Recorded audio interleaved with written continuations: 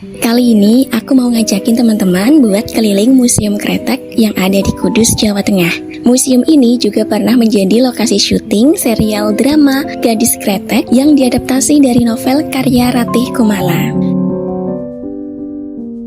Sebenarnya tujuanku datang ke sini ingin melihat bagaimana sih peradaban masa lalu dalam memproduksi sebuah produk. Salah satunya adalah produksi kretek di Kabupaten Kudus, Jawa Tengah ini. Karena produksi kretek yang melimpah pada waktu itu, akhirnya Kudus dikenal sebagai kota kretek.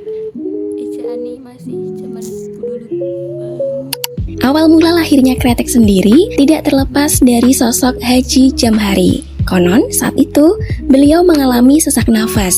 Ia kemudian mencoba mengoleskan minyak cengkeh ke dada dan tubuhnya, dan ternyata sesaknya mulai reda. Dari situ ia mencoba bereksperimen dengan menghaluskan cengkeh, mencampurkannya dengan tembakau, lalu melintingnya menggunakan klobot atau kulit jagung, kemudian diikat dengan benang, lalu dibakar dan dihisap. Saat lintingan itu dibakar, muncullah bunyi kretek-kretek-kretek yang berasal dari cengkeh terbakar. Dari bunyi itulah nama kretek akhirnya dikenal sampai sekarang.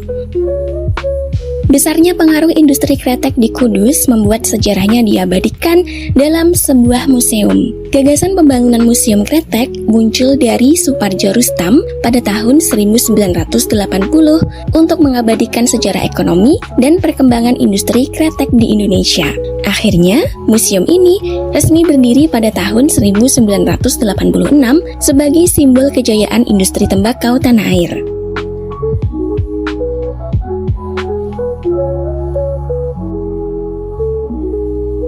Keistimewaan museum ini terletak pada koleksinya yang mencapai 1195 item, mulai dari alat pembuat rokok klopo tradisional hingga diorama proses pengolahan tembakau.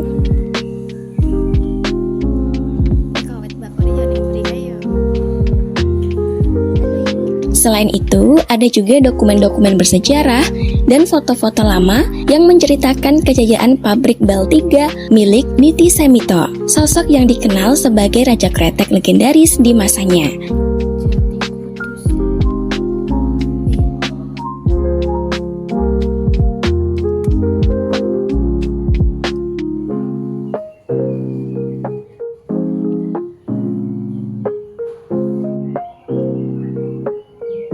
Kita juga bisa melihat langsung berbagai peralatan produksi kretek tempo dulu yang masih tersimpan rapi di museum ini.